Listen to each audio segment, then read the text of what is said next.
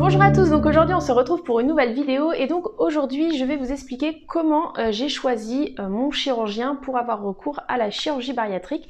Donc je rappelle que j'ai été slivée en novembre 2016, donc il y a maintenant 3 ans, et que j'ai perdu plus de 40 kg depuis. Alors vous êtes beaucoup à me demander comment j'ai choisi mon équipe médicale, mon chirurgien, etc. Si j'ai été contente des résultats de mon chirurgien, enfin voilà, tout un tas de questions par rapport au choix de l'équipe et du chirurgien. Donc je trouvais intéressant de vous dire comment ça s'est passé pour moi. Donc déjà j'ai commencé mon parcours en allant consulter mon médecin traitant et je lui ai parlé du coup de ce que j'envisageais, pourquoi je l'envisageais. Voilà, je lui expliquais que je supportais plus mon obésité, que ça me créait des problèmes de santé dont il avait déjà connaissance bien évidemment. Et donc voilà, ça a été la première démarche, c'est déjà de poser le problème et de voir ce qu'il en était, son avis, etc. Donc là, la première chose, c'est que ça a été super positif parce que mon médecin m'a vraiment encouragée dans cette démarche. Il m'a expliqué qu'effectivement, c'était quelque chose de bien, ce que j'envisageais de faire, que ça me correspondait pour telle et telle raison. Il a déjà commencé par, j'ai envie de dire un petit peu... donner un premier jet d'informations, comme je pourrais dire, sur la chirurgie bariatrique, ce qu'elle impliquait, la durée des parcours, enfin voilà, il m'a donné plein d'informations déjà d'entrée de jeu pour que je sois déjà un peu plus informée. Et il m'a recommandé du coup 3 chirurgiens qui étaient bien évidemment capables de me faire la chirurgie bariatrique, en m'expliquant que voilà, ces 3 chirurgiens étaient très compétents, mais qu'après il y avait aussi un côté relationnel avec le praticien qui était important d'avoir, et que ça, lui, il pouvait pas juger quel serait le chirurgien qui me correspondrait le mieux, et que c'était à moi en fait de consulter les chirurgiens et de choisir quel était le chirurgien que moi je souhaitais avoir pour la sleeve ou le bypass, enfin la future chirurgie. Donc j'étais un peu surprise sur le moment, mais il m'a dit voilà, prenez un rendez-vous et si jamais il y a quelque chose qui vous dérange, quelque chose que vous sentez pas, etc., n'hésitez pas à aller consulter un des 2 autres pour avoir un autre avis ou voilà, avoir faut pas vous fier au premier rendez-vous. Si vous le sentez pas ou si vous avez besoin même d'être rassuré pour avoir un deuxième son de cloche, et ben allez consulter parmi les 3 chirurgiens un autre pour avoir un deuxième avis ou même un troisième avis si vous en avez besoin. Donc c'est vrai que ça m'a plutôt rassurée. Et puis voilà, donc j'ai pris rendez-vous avec un des chirurgiens.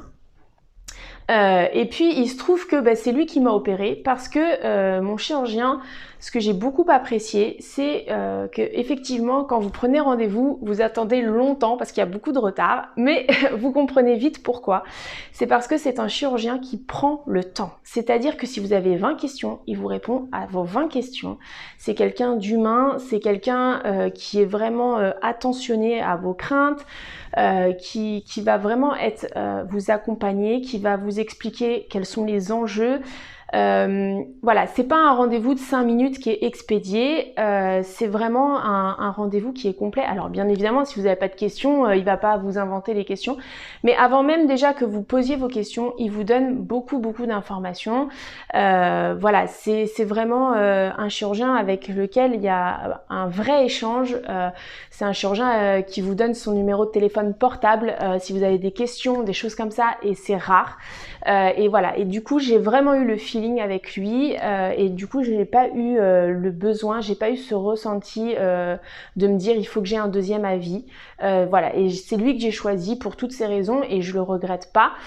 Comme je le dis encore une fois, la particularité c'est que mon chirurgien ne fonctionne pas avec une équipe pluridisciplinaire qui est déjà constituée dans un centre ou un service dédié. Donc ça voilà, c'est la particularité, mais et ça me complique un petit peu les choses parce que encore une fois du coup ça m'oblige à être autonome totalement sur tout mon suivi. Bon, ça me responsabilise en fait, tout simplement, mais ce que je veux dire c'est que mon chirurgien, je le changerai pas, c'est-à-dire que si demain je devais avoir recours à une autre intervention, c'est lui que je retournerai voir, même si je sais que par derrière, il faut que je me débrouille pour prendre tous mes rendez-vous, tout mon suivi, etc. Parce que j'ai eu ce lien, j'ai eu ce feeling et j'ai entièrement confiance en lui, quoi. C'est-à-dire que je lui ai posé plein de questions et à chaque fois, j'ai jamais eu le sentiment de l'ennuyer avec mes questions.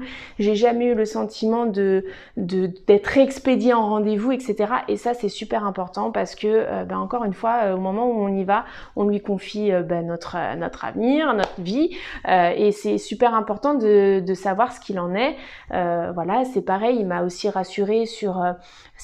quand je le disais dans une autre vidéo, quand je posais mes questions sur les statistiques nationales, mais il y a aussi les statistiques de votre chirurgien et ça aussi c'est important, combien il a eu de complications, quelles sont ses statistiques pour telle chose, et ça, tout ça c'est très très important, et voilà, et en tout cas c'est comme ça que j'ai choisi mon chirurgien, et je pense que c'est vraiment ça qui fait la différence. Il faut avoir le feeling, il faut avoir une entière confiance en son chirurgien, et s'il y a un doute, et il faut pas hésiter à demander un deuxième ou même un troisième avis, même si c'est long, même si ça rajoute 6 mois de parcours préopératoire, mais c'est super important parce que ça limite aussi, souvent vous me demandez qu'est-ce qui fait que le jour J, t'as réussi à gérer ton stress, etc.